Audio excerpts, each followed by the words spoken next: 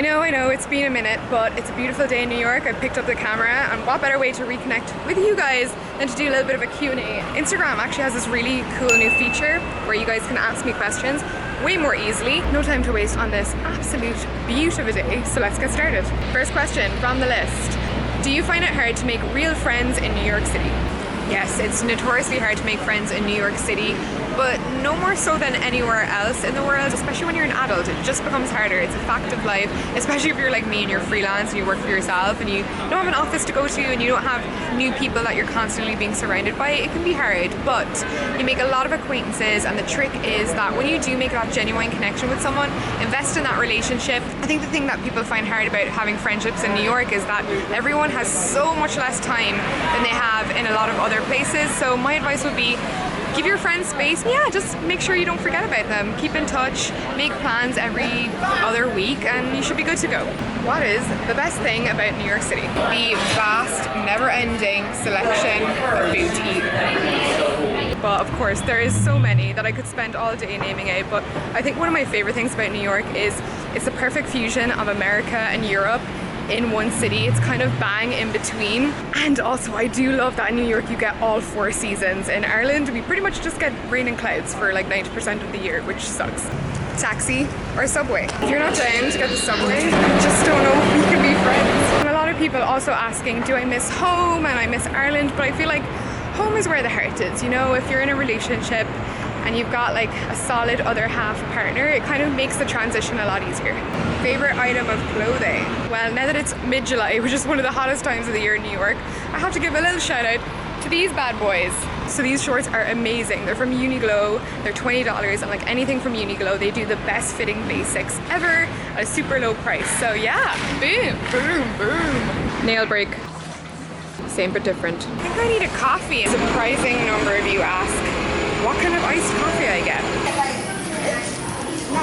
You guys have definitely copped on to my love of iced coffee, and if you follow me on Insta stories you'll know that we've got quite a community of iced coffee lovers going now, which I'm pretty proud of, that we've cultivated on over there. My favorite thing is usually a good old iced latte. Skin to good option is always just a plain iced black coffee, iced cold brew, stuff like that, but I am a woman of pleasure and I like to enjoy my drink. I don't really just drink for caffeine, so I always find the most joy in an iced almond milk latte. But when I'm naughty and feeling stingy, I go for a good old Dunkin' Donuts. Do not bash Dunkin' Donuts coffee. It's probably the best value cheap coffee you'll find in New York. My favorite order from there is a full fat iced latte with mocha syrup, and trust me, that mocha afterwards makes all the difference. I mean, in my head an iced mocha and an iced latte with mocha syrup should probably be the same thing, but they taste different, trust me. Oh, and you probably noticed we changed the scenery. I have popped up here to the Upper East Side Central Park. We've been fairly on the go so far, answering some of your quick fire questions, but I'm gonna go find a nice spot in one of my favorite places in New York and sit down and have a proper chat with you guys, answer more of the more serious pressing questions you guys had for me. Please be my friend. Yes, thank you. I was wanting that. What is your favorite rainy day activity in New York? Going to the cinema, like going to see a movie, but also love that time of year to go to museums, go to art galleries, and so many of them are free here in New York. But I don't do that much in the summer because there's just too much to do outside. It's a shame to be inside. What are the main things about NYC that you prefer over London? The commute. The commute is much shorter in Manhattan. Manhattan is tiny compared to London, so I really like that. And I also think the people are friendlier. Sorry, London. Somebody asks, do you have any plans on traveling anytime soon? I miss your 48 hours series. Thank you very much. And somebody similarly asked, will I be making any trips to California, and will I vlog it? Yes, of course. I would never end that series. I absolutely love my 48 hours in travel series. I love kind of making informative travel vlogs and not just like pretty montages and b-roll of like the place I am. Last winter was hella long, so I'm just enjoying being in the city for as much of the summer as possible. End of August or September, me and my good friend Natalia, who I'm sure you've seen mentioned in the vlogs, we've always wanted to do a West Coast road trip. So we've got similar birthdays, so we're basically going to do the whole like Yosemite all the way down to Los Angeles? Are there still things that you haven't gotten used to in New York? Bathrooms in restaurants sometimes that have cubicles, but the gap between the floor and the door is really big. Like I feel like you can basically see my knees, and they've got massive gaps in between the hinges and the other side where the lock is. So I feel like anyone glancing remotely in your direction of a cubicle is going to see you pee. I just don't understand that. Oh look, we've made it by the rowboats. How pretty. Favorite clothing brand right now? First one that pops into my head is Nanushka. I recently bought a silk dress from them and I just love what they come out with. They have killer autumn winter collections and really nice summer collections as well. So see much of Malaysia. Not as much as I would like. As you guys may or may not know, I'm half Malaysian. I've got lots of family in Kuala Lumpur, the capital, and I'm dying to go back. I think maybe next year, me and my family, and probably Cahill as well, will all go, and I'll have my travel cap on and I'll be excited to go. Where do you get the inspiration for your outfit combos? And then somebody else also asked, how do I feel like comfortable in my clothes when I'm taking pictures and just like in general? Honestly, I'm not really like particularly inspired by anything. I'm sure I am influenced without knowing, more likely so from Instagram and people that like whose style I enjoy, but I don't read magazines or anything like that. I do like a lot of things, so in the end I just pick visually what I like and what aesthetically pleases me, but what I also feel will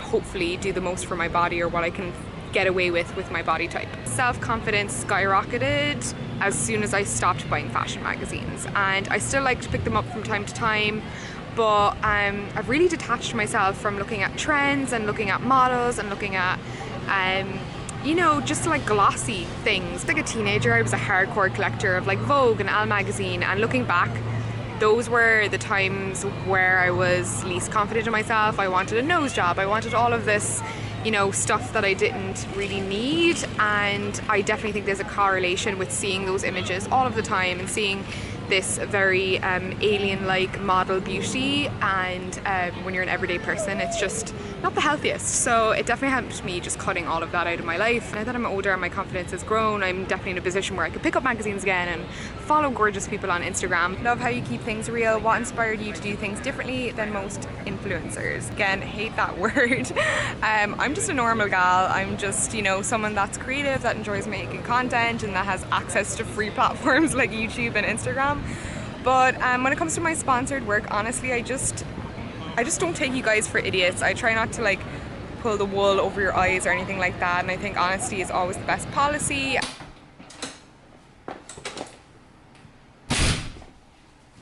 Home sweet home, where were we? Have you ever been to Berlin? And if so, do you have any tips? Yes, I have, for a very brief time. I want to go back and do it properly, but my tip is to go see the markets. They have the most incredible vintage, like random old thing markets. I don't know what they're called, but I'm sure Google has the answer.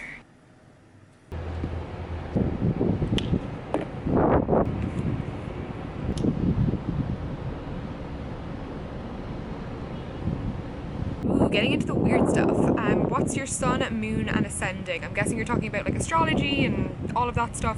I actually don't know. I do know my birth moon though. I looked it up on astrocal.com. I believe you just put in your date of birth, gives you sort of whatever zodiac your birth moon was, I guess. And mine was a Virgo, and I have to say the description was so spot on. It was a much more in-depth than what I've read about Libras.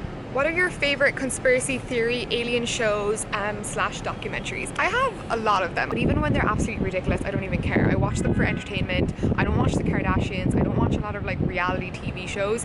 So for me, when I sit down and watch a cheesy like alien conspiracy show, it's like I'm in heaven. An old lover of ancient aliens, I'm not gonna lie. Netflix has a lot of bad cringy ones, but I would recommend Unacknowledged. I thought that was such a good like alien slash conspiracy theory one. Probably my favorite on Netflix. And I'm also very into Cosmic Disclosure at the moment. Yes, I did recently subscribe to Gaia.com where you can watch Cosmic Disclosure, and I ain't ashamed. Bringing us on to the last question of the Q&A. I know you were into tarot cards. Are you into crystals and or energy healing?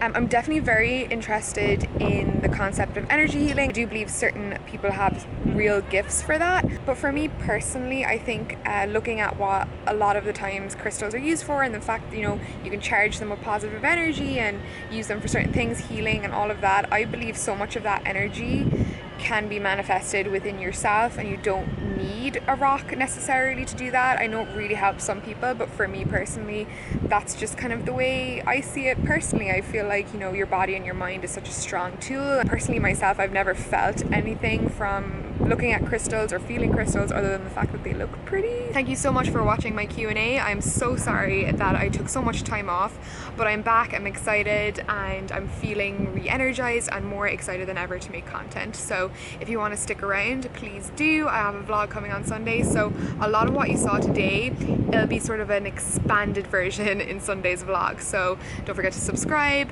hit those notifications so you don't miss it, and it really helps out my channel. Yeah, thanks for watching. I'll see you guys in the next one.